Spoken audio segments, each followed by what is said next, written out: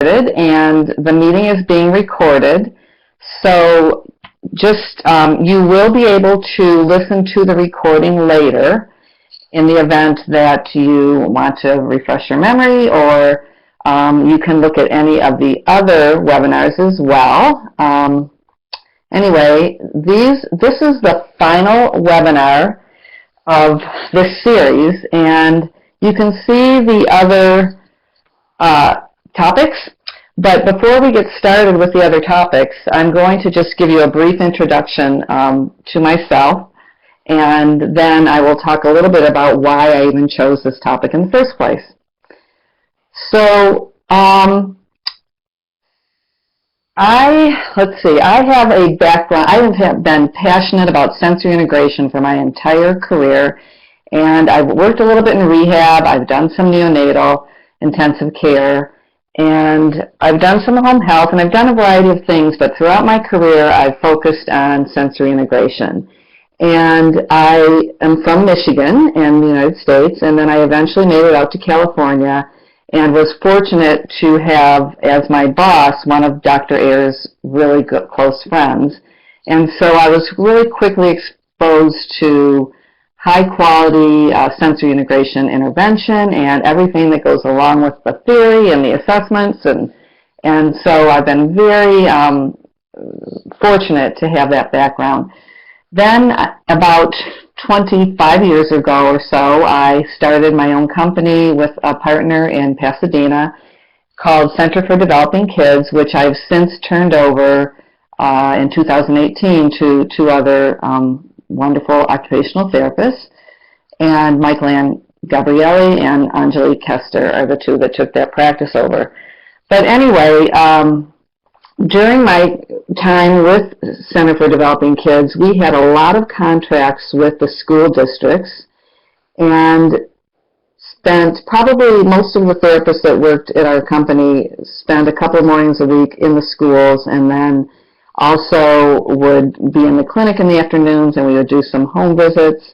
We had an early intervention program based on the CERTS program, and also the we did social skills. We did a lot of different things, but we basically focused on children from birth to about 13.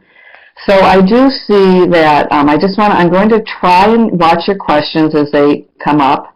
And I see that Valerie is asking if the PowerPoint will be available.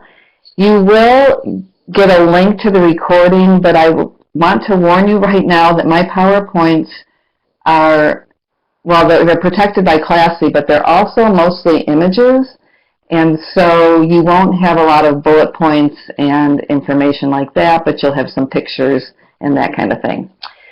So and then as far as the other 5 webinars, I'm looking at that question also by Valerie. Those webinars are, I believe that you will get a link to them as Katie mentioned. Okay. Typically what I do is I speak for about a half an hour and then take questions and discussion, because usually the people that are on the webinars are from all over the world, and people's needs are really quite different. And but more importantly than that is that everybody has wonderful contributions, and you may be able to answer a question or make a comment that I won't have the same thoughts on. So that'll be fine, and we'll have time at the end to do that. That's actually a very exciting part of this. So let's get started, but I wanted to explain that what I did was, while I owned my company, first I did, of course, design the company with the partner, but in these school districts, I was fortunate enough to be able to put in several sensory motor type clinics. And I put in, let's see, I designed about 4 in schools, most of them in one school district, and another one was in a private school. And then when our company was started, we had about 4,000 square feet, probably not even that, And we ended up building out several times until we ended up with about 12,000 square feet at the end. I ended up with 35 employees and 5, I think, aides, and a very lean middle management system, which worked for us very well. So we had 2 administrative professionals, and that's pretty much it. And the rest were therapists and us. But anyway, we can talk about that another time. So let's get started with some concepts that I have, and we'll go and see what you guys have to offer. Oops, let's see. I'll get to my, all right, there we go. All right, so my very first, and then also I wanted to say that what we're going to do is we'll talk about the ideas as though you are you have a brand new space, a barn, a room in your house, a current clinic, but you've got some opportunities to make some changes, and that's where we're going to start. Then we're going to go into also some of the equipment that I have found really helpful to me, and if I had to only have so many pieces of equipment, which ones would I have, and why would I have those pieces of equipment? Okay? So the thing that startled me when I first opened my practice was the person that was showing me around to the different buildings. I was like a little bit panicked, and I said, well, this won't ever work for an occupational therapy clinic. And I was informed that, oh, well, usually when you start a new lease or when you purchase, not even purchase space or rent space, you are not expected to keep what you see that's there. So what I'm saying is, no matter what you're thinking of doing, even if it's the smallest room, what's really been helpful to me is to design on paper and take away the walls. Don't think about the walls. Of course, you're going to want to have actual numbers of the footage of the walls, but I start with a completely blank slate, and I get the dimensions of the room, and I just try and let my mind go and move from there. And this has been really, really valuable. Even when I change things around in the office I currently had, that was very helpful. So let's see. Here's an example of me just designing on plain paper. I don't have the dimensions in there, but you can see that I've got the concept here is that I have 2 gyms. I have a room in between the gyms. So there's 2 gyms and a room in between the gyms. And this is a walkway, and then there's carpet and mats, which we're going to look at in, of course, this area. So mats are down on carpet, and because we could talk a little bit more about that, but having the mats on carpet prevents them from sliding all over the place. So that was really nice. But this particular design, which I actually chose, was so that if I was working in this gym, I could hear what was going on in this gym. So if a child was having a temper tantrum over here with another therapist, I know, don't go there. Or if in this gym there's an evaluation occurring, I can kind of sense when I'm over here what's happening. So this is just an example of what I kind of came up with. Just a small example, but we're going to actually look at some pictures and talk about more from this standpoint. Okay. I believe pretty strongly, there's a couple things I believe really strongly in, and a few things that I advise for just practicality. And again, hopefully, no matter what your situation is, some of these, at least one idea will resonate with you, because I certainly have no idea it looks like there's almost 80 people here, what your situation is. But one of the things that really helped me was to start to give me more space was to have walkways instead of hallways. So, and I forgot to say one thing about the microphones because Katie had to step out for a bit.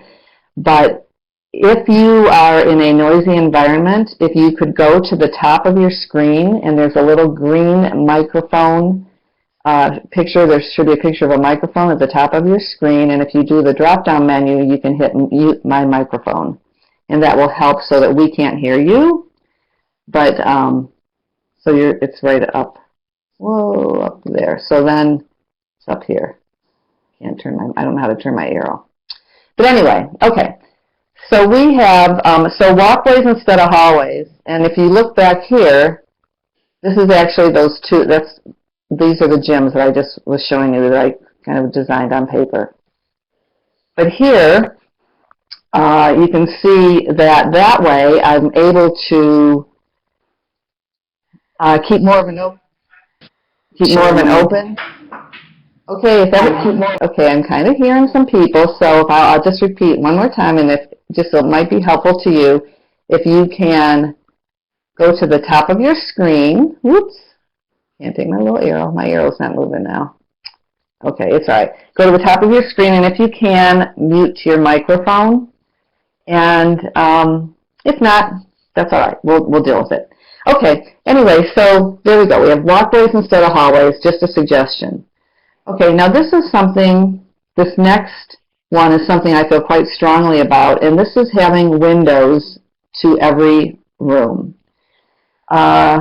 Even no matter what, I found it to be very important to have a window so that I could look in and see if in fact it was a room I could enter, because as I mentioned, we had a number of therapists working at one time, which was wonderful because we got to learn from each other, and that was fantastic. And sometimes even though we're individually treating, our kids could play together. But more importantly, it's for your safety and the safety of your therapist. I did have one time in this particular company, I had one room that did not have a window into the room or on the door, and that was our testing room.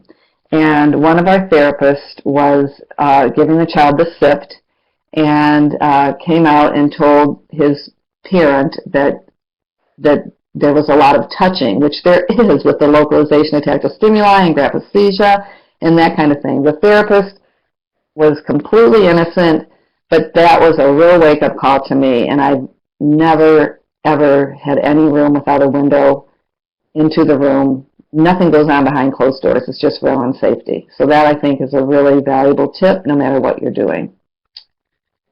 Okay. The other thing is, if you are designing, and I know a lot of people may just be looking for ideas for other things, so I won't spend too much time, but you want to design floor to ceiling. And I say this because, I'm looking for my little pointer again. I kind of lost it. It's okay. The blue section is the electrical on the floor, and then you can see the diagram on the right shows a sink, and it shows electrical up over the counters. And if you can plan that out ahead of time, you will be so happy, because it's a really sad situation when you get into a room and you have nowhere to plug things in, or you don't have a light switch to turn on. So speaking of lighting, for example, there's a number of lighting options here. This is actually a waiting room, which we will revisit at the very end of this presentation, but you can see that there is some like can lighting, which is real pointed and points straight down at the actual chairs and couch. You can see that there is a big kind of rectangular light, which is more broad diffuse light, and it's probably fluorescent. And then you can see that there's natural lighting, and then, there's a little table in the corner, and it's a waiting room, and they could have put a light on that little table.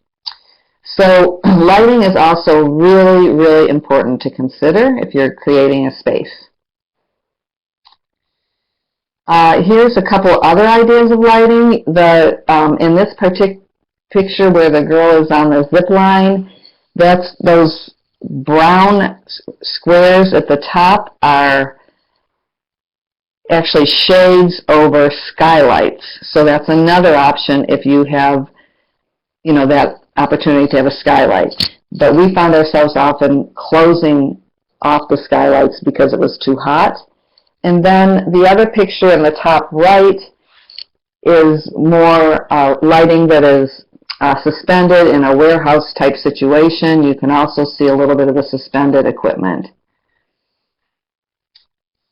Okay, so that's lighting. Let's see. And then this is another thing I feel really strongly about, are mats, because I've been in a number of clinics and it's just pretty startling how much is not matted. And what I would strongly, strongly urge you to do is mat the entire area. And the way I think of it is, I think if a child flew off of a swing when it was in full motion, where would they land? This particular swing, which I'm going to show you again later because it's my absolute favorite swing, is actually a pretty safe fall whenever they do. If they're sitting on it or if they're laying on it, it's usually more of a roll. It's not that big of a deal. But some of the swings that we use in our clinics have the potential for being extremely dangerous. And so please, please, please, no matter what you do, even if you have one little hook, make sure you've got a lot of matting. Here's another picture of a fully matted room. And so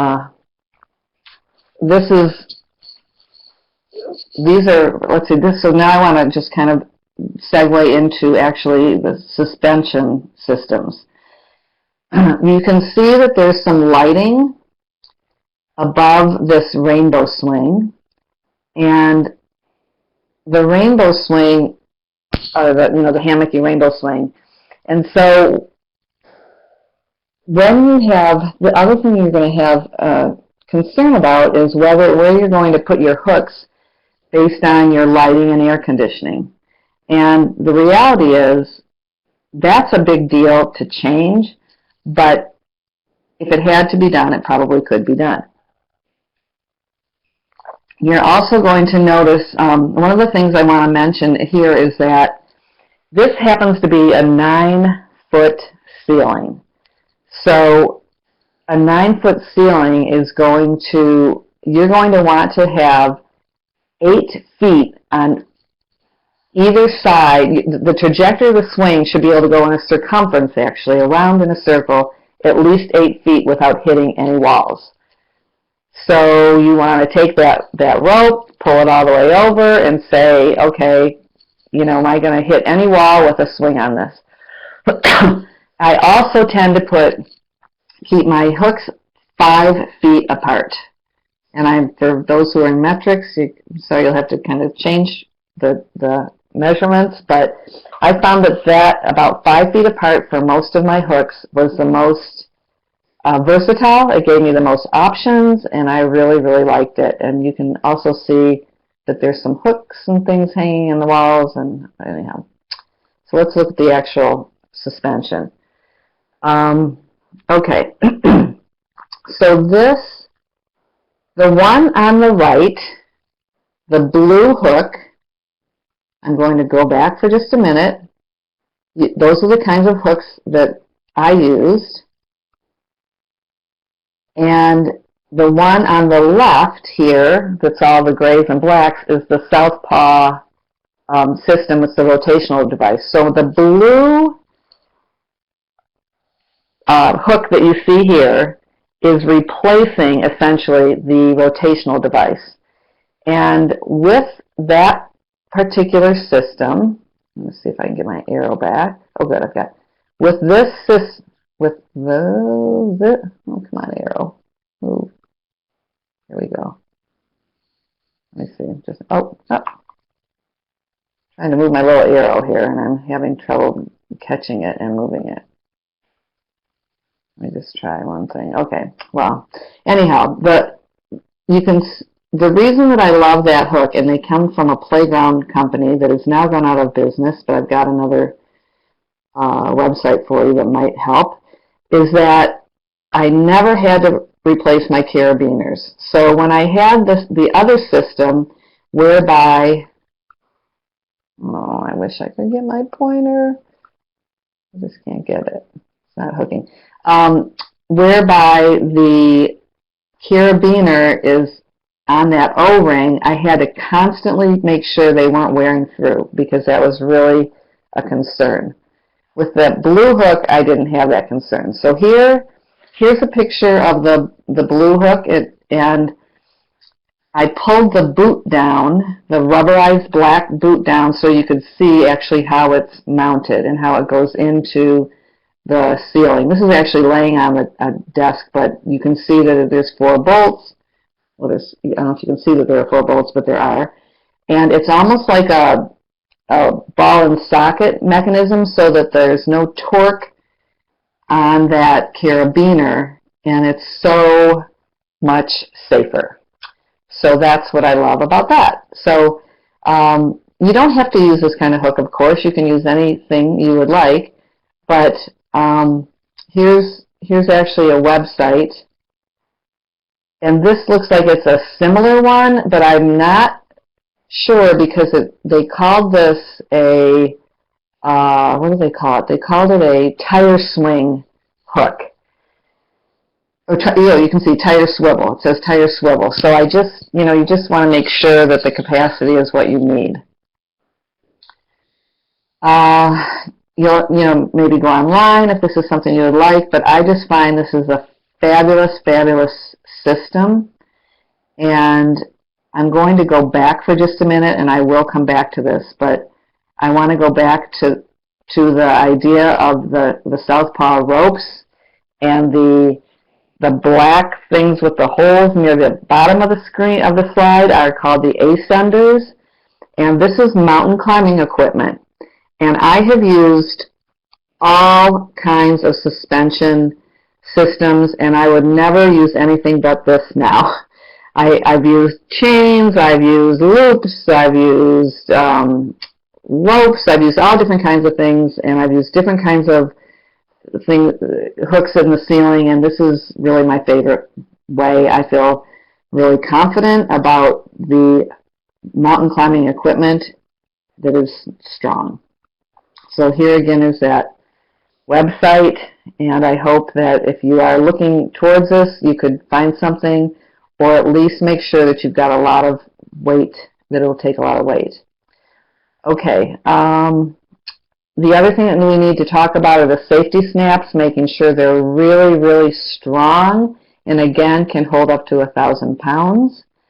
We want to be really careful not to use, the little carabiners that they might give out for kids, or I think, let me see if I have, no, I don't have a picture of it. So just make sure that your carabiners are really strong, and if they are in a situation such as where this red one is, you're going to have to check that for wear all the time. Actually, of course, I'm sure you all do this where you check your equipment every time you use it. There's many different ways of putting ceiling structures in. In one of my rooms, I had a steel I-beam that was very expensive. This kind of a strut or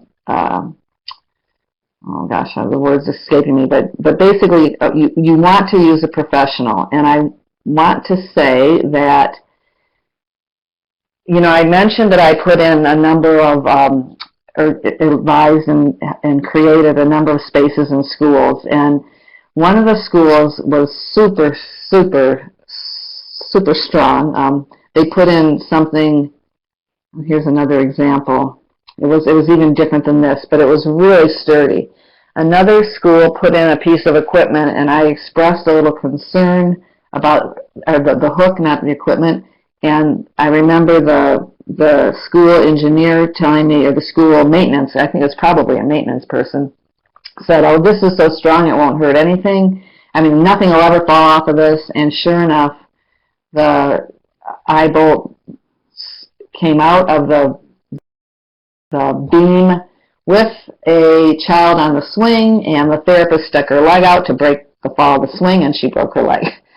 So, you know, everything was okay in the long run other than the poor therapist, but, you know, safety, you cannot, I can't stress it enough. Here's another example of a system whereby there's, you know, it's a little bit lower. I mean, it's below the ceiling, and I completely understand that. As you saw, I went up into my ceiling. This might be a lot easier to do, and this looks like it's actually got some decent width. And I'm guessing, based on that red and blue swing hanging there, I'm guessing that those hooks probably are about, maybe about 5 or 6 feet apart, so that works pretty good. Okay. Let me think if there's anything else I want to say about that. A lot of the design, before we go off of design, I want to mention that when I was starting to do this, as I mentioned, I did several rooms. I changed my company several times. I made a couple of mistakes with the lighting, which is why I brought that up, where the light switches were. But at one point, I needed more space, and I wanted to go, and the only way I could go was up, but there was a tenant above me, above our company, and so I thought, well, maybe I can put a stairway in, and everybody said, you can't do that, and they're never going to move, and so what I'm saying is, don't say you can't, just say, I'll ask, and so I did. I went upstairs, and I asked, and they said, no, we're hoping to move. And then I was still thinking about this stairwell, and a friend of mine said, you can do whatever you want if you have the money. Now, a lot of times I didn't have the money that I wanted. But that freed up my mind to think, oh, don't let these walls and these lights and these, you know, everything stop you. Just keep your mind open, and maybe you can come to a solution.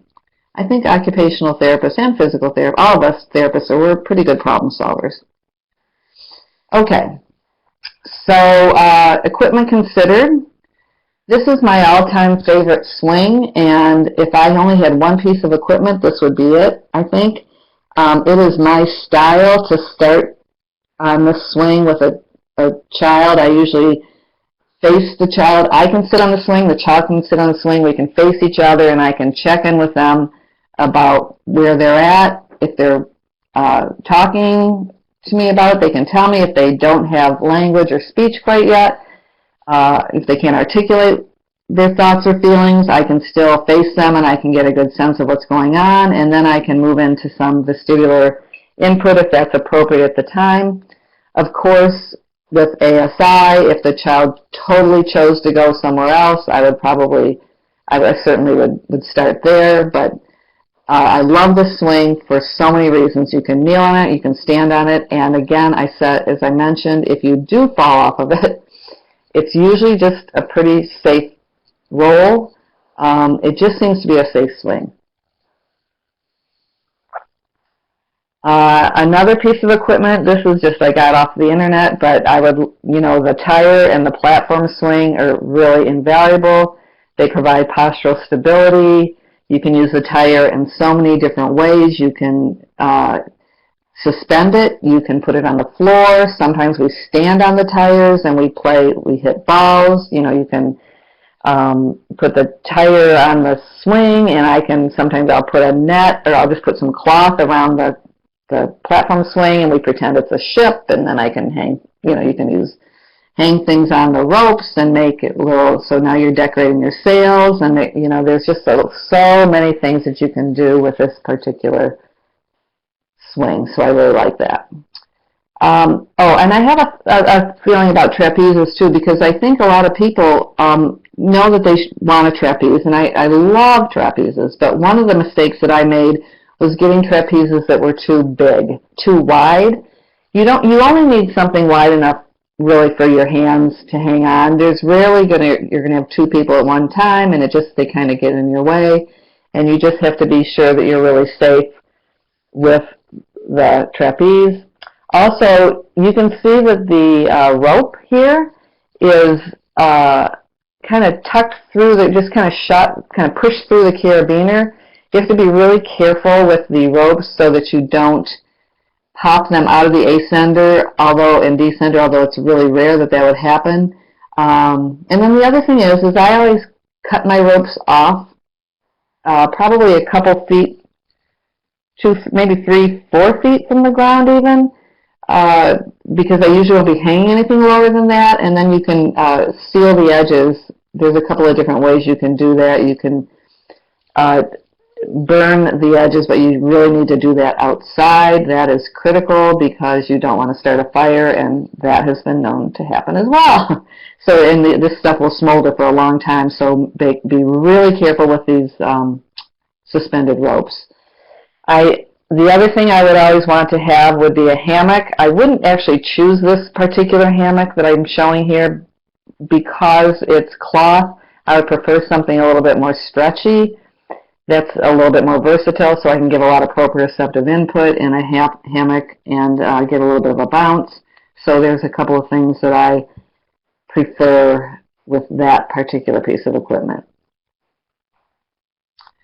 Okay, and then I have some opinions on scooter boards too, and I love the Southpaw scooter board, but without the middle piece. You can see the child on the left is fully supported, and I don't know why, but therapists tend to use the longer scooter board sometimes, and what I'm encouraging you to do is start with the smaller scooter board, because what you're really trying to get at usually is prone extension. And with speed, and you can see both of these kids have speed or velocity, you are eliciting prone extension, and when you're fully supported on a board such as this, you really aren't naturally as encouraged to go into prone extension. You aren't working as hard. However, in this case, this child might really, really need it. For kids who have certain neuromuscular problems or really poor tone where they can't do it, then I would recommend the bigger board. Sometimes the therapist will say to me, but the child is so big, and I don't buy that excuse, because I can do a scooter board, and I'm pretty big. I'm an adult, so I say, come on, I'm an adult, I can do it. So I'm just encouraging you to try the smaller scooter board first, and the Southpaw ones are beautifully made. Then I wanted to show you this piece of equipment. This is, you know the ball pit, I'm sure, but what I want to show you is that these walls, this is the small ball pit, the smallest one, and the walls of this ball pit come apart. And what that has done for us, it's not the best picture, but it's the only one I had. I can make temporary walls using these walls of the ball pit, taking the ball pit apart, and on the bottom left corner of the screen, you can see that those are the walls of the ball pit, and I could actually open up, I can keep them attached somewhat and put them in different shapes, and I can open up this one that's, let me see if I can grab my little cursor. I still can't grab my arrow, but anyway, I just wanted to show you that that's what we did with our ball pit walls. We made, it's moving. My gosh, who's moving? Is that Katie? Someone's moving. Okay, so you can see that this is here, and it can open up to there, okay? So that is, and then this is just, it's attached to this one, and here's another piece, and we made a temporary wall here. Also made some ball racks here out of PVC pipe, just a point of interest. Okay. All right, let's see. Won't children are extended bias for those? Oh, yes. The question from Kim is here that the children who haven't, kids who really have extensor tone or limited postural control, they may benefit from a large scooter board. That's correct, and that's what I'm saying. I'm just saying don't automatically go there if you think you can try the smaller board. We actually made some cloth seat belts too for kids who had really extreme, more extreme problems. Okay. Okay. Then there's always the question about making equipment, and I didn't do it. And I think we made, the reason I've never made equipment is I was the owner of the company, and I did not want to worry about anything being incorrectly made. I did have some pieces, actually. I take that back. I had some pieces that were made. But for the most part, I decided for me, I was just going to buy equipment if I could. And when I recommended for families, I didn't want to be liable for suggesting something because the tendency is just can be so dangerous. I want to go back for just a minute here and see if, no, I guess I don't have the swing. Okay. I was just going to try and show you the idea of a swing, it being dangerous with it not being fully matted. Okay, so just about done here. This is a waiting room, and I like this waiting room a lot. And the reason I like this, it's not the waiting room we had. I saw this. This is actually from somewhere in New York through Access Therapies. I don't see where are my notes. Anyway, it's a therapy clinic. And what I like about this is that it gives the families opportunities to face each other, face away from each other. There's an ottoman, there's a child's section there, a little table for the child. And, I think it's really important for families to have the opportunities to talk to each other. Ellen Cohn has done a lot of work on waiting room experiences, and we literally had our local autism society formed in our waiting room. So I feel like it's really important what your waiting room looks like, even if you have two chairs, that's fine. But if you have the opportunity, I would add a place for a child to do homework and a parent to do their work at a table if you have the opportunity.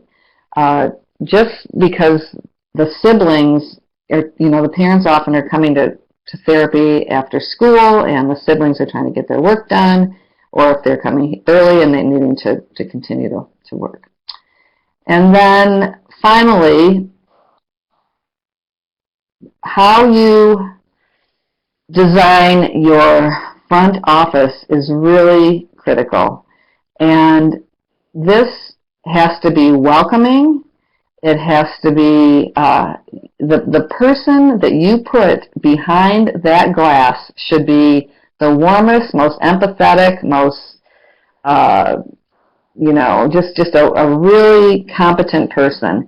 And that, now I'm really talking more about business than about design, but I wanted to end with that because you can design everything perfectly, and if you don't have the right people who are greeting your families, and it might be you, then it's not going to be that helpful. So that's we're going to end there, and let's have some questions. Let me get my cursor up here. Let's see. Okay. So does anybody have any comments or questions? Okay, we have Jody is typing. A lot of people are typing.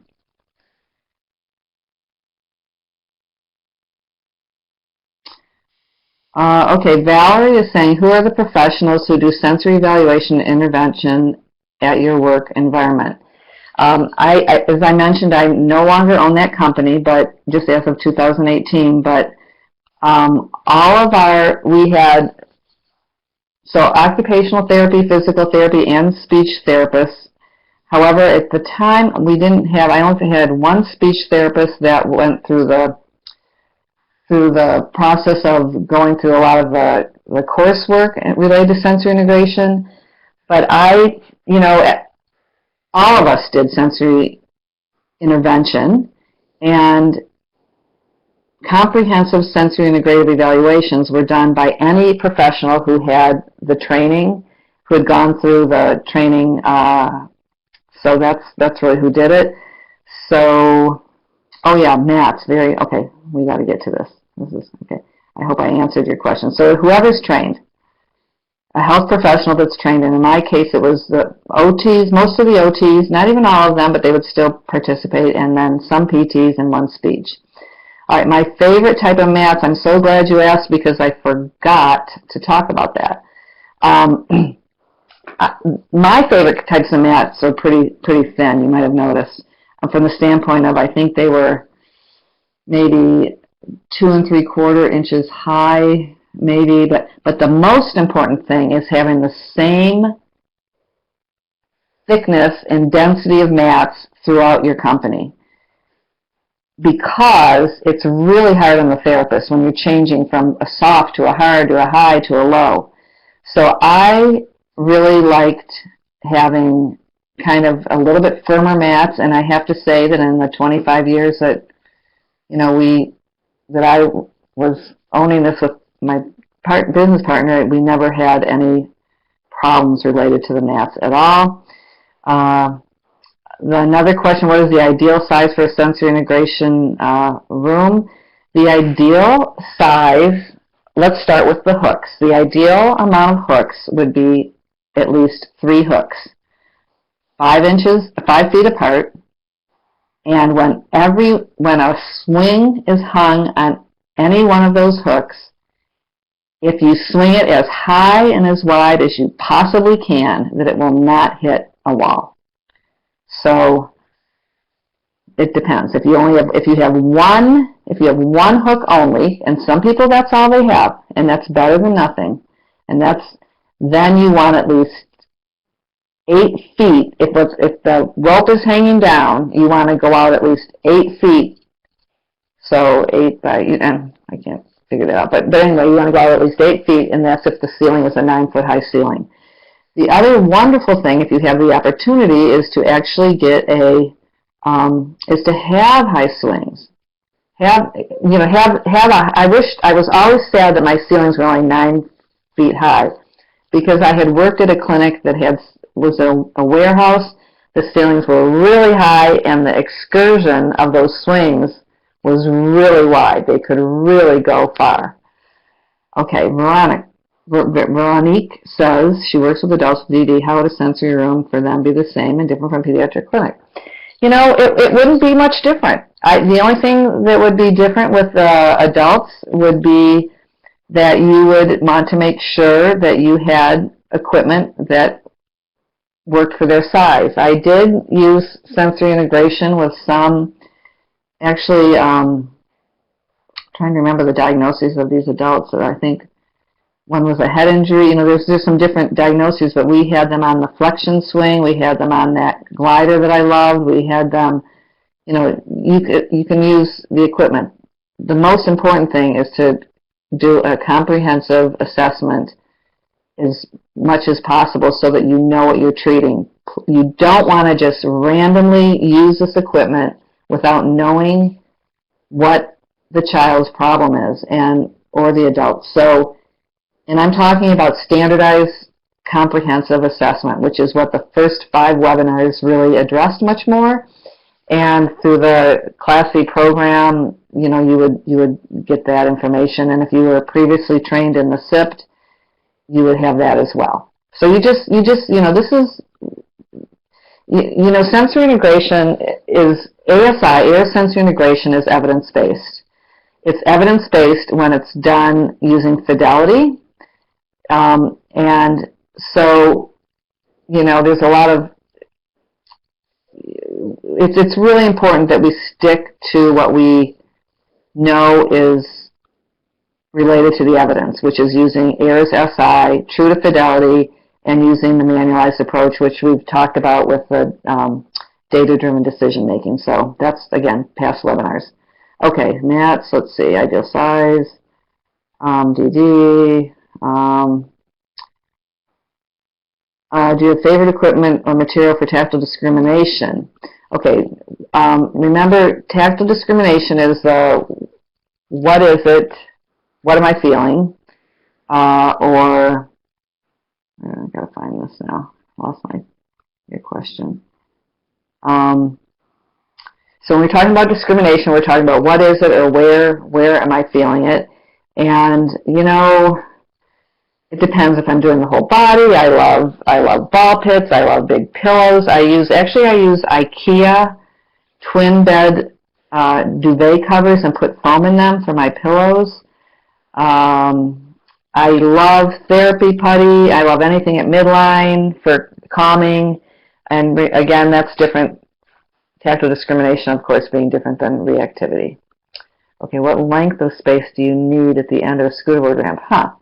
Well, that's interesting. Okay.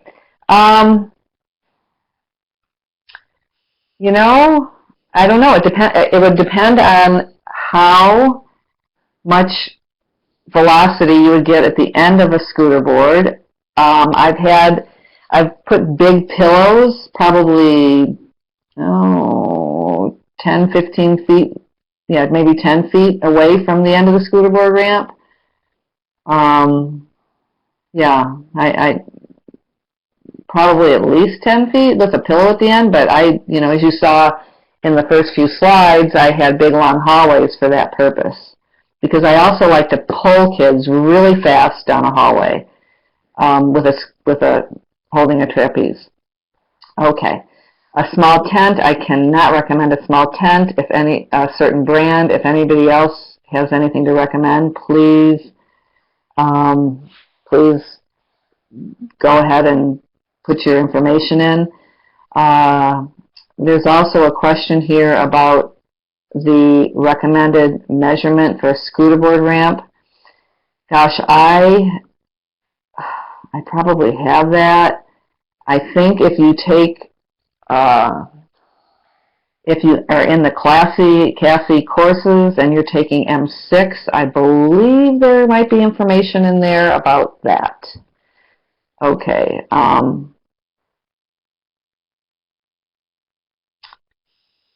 Okay, let's see. Sarah is saying, what are my thoughts on suspension swings where ceiling height is 2 meters, 20 centimeters? Oh, geez, how many feet is that? 2 meters is 3.6. That's like a 8-foot ceiling, about. Again, just make sure you're not going to hit the wall. No matter what, you just can't hit a wall, and you can't even have the possibility of hitting a wall. If, like me as a business owner, I wouldn't have even put a swing up if I thought I was going to hit anything. And then I would, if it was a really low ceiling, of course I'd put the swing as low as possible when it's to be safe. Okay. Oh, the mat brand. Oh gosh, where did I get those mats? Oh gosh, you know what? I'm gonna flip back through my slides for just a minute. So I see a mat. I might be able to tell you. I don't know. Can anybody recommend mat brands? Gosh, it's right here. Let me see. I thought maybe the word would come to me. I just use local companies. Let me see if I see it in another one. No.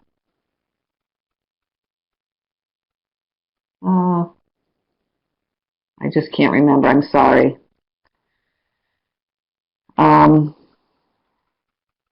We're back to this end part. Okay. I'm thinking it says Champion, but I don't really know. Okay. Let me get back to the questions here. If anybody knows a mat brand, or you know what, Bree, if you can email me. Here's my email. Forgot to put that up there. Email me. I will get that to you because I will be able to find it out. So anybody can email me that would like to email me. I'm happy to talk. Okay, what length do I recommend for a zip line? Gosh, I'm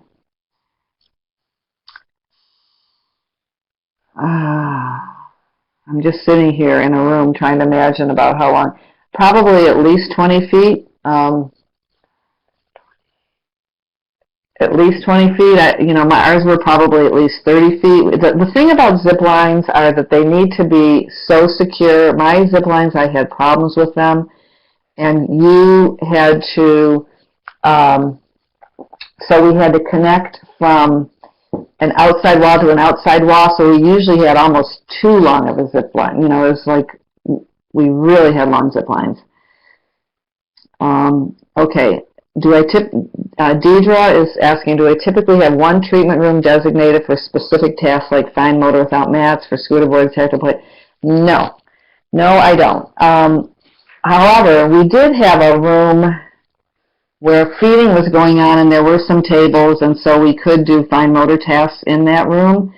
But with AIRS SI, it's pretty common to take your fine motor tasks out onto the mats, or do shaving cream on a mirror, or do fine motor tasks on a swing, messy play.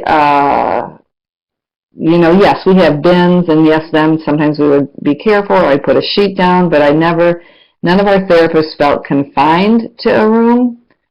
Okay, thank you, Sarah, for giving me the footage of the 20 meters, 27 meters. Yeah, 7'2", that's pretty low. That is really low. I don't know. That would not give you much. Okay, I got a little distracted off of Deidre's question, but I hope I answered that. I'm going to try to get to all these other questions. How long of a sensory integration therapy session? You should follow the literature on this, because I think there's a lot of interesting things going on, but we always did. It was most convenient for us to book 60 minutes, and 50 minutes of that was direct intervention with the child. 10 minutes was talking to the parent in more detail, getting shoes on or off. Parents could stay in or could stay out. 45 minutes is usually a minimum.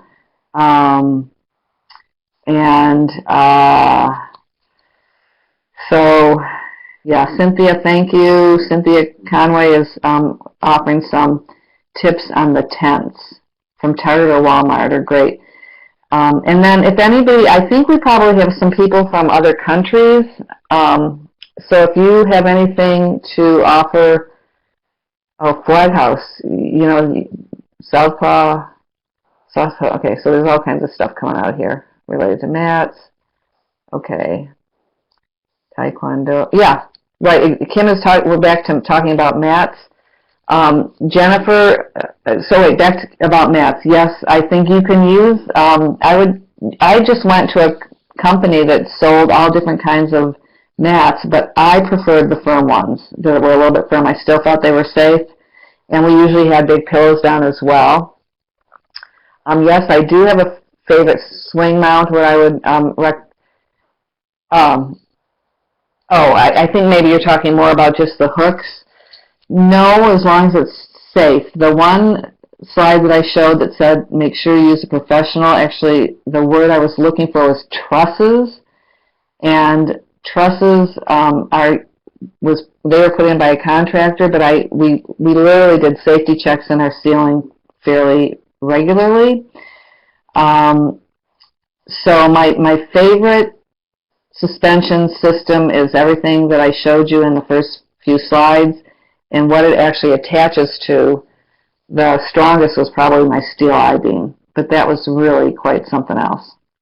That was a big deal. That was expensive, but if you have any steel, you can go in. But just use at least a professional to consult if you don't know. I know a lot of us are quite handy. A lot of our friends, spouses, partners are handy.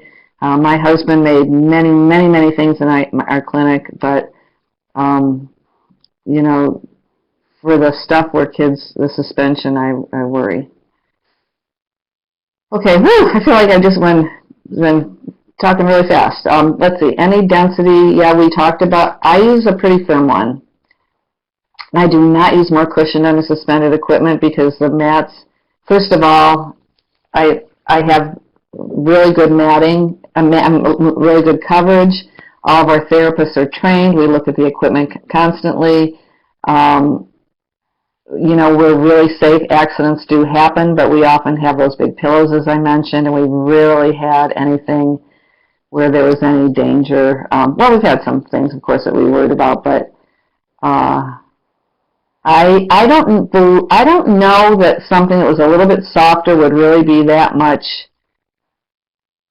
I just don't know. That would be safer than something a little more dense. I just found it when you're working all day. Well, so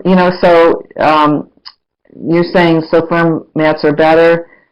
For me, it's better, but you can make your own choice. Not everybody would agree with me, I don't think. Okay, gosh, all right. Any other questions? Watch, we're really just going here. I guess my take-home points here are mats, and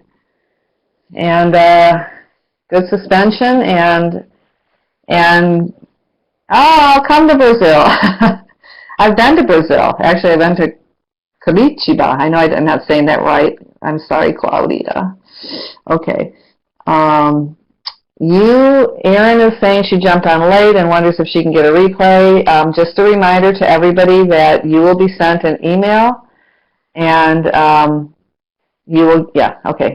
And so it looks like we've got Katie back on. She will email. So everybody should be able to get it. Again, you won't really have access to the PowerPoint, but you can watch it and listen again. All right, everybody, this is the last one of this series. There will be other webinars coming up for different topics, I think, later, and the holidays are coming up for at least us here in the United States and probably a lot of places, so everybody have a wonderful holiday. Thank you. We've got India. We have so many different countries. It's really exciting. I really appreciate everybody taking the time. Australia, yay, to come on because I know that the time zones are quite challenging for many of you. Laos? Oh, okay, we have a couple more minutes. We can see where everyone's coming from. Spain, yay. Australia, okay, wonderful. And I know we've had other countries too. 2 more minutes. Chile, Jordan, oh, I've taught in Jordan, yay. Okay, let's see. Okay. Philippines, wonderful, Philippines. And you know what? Good luck to everybody. Feel free. You can email me, and I will give you my thoughts. UK. Oh my goodness, there. Okay, that's amazing. Okay, South Wales. Yay! So exciting. Aren't we fortunate to be living in this time where we can communicate with the world? I think it's wonderful.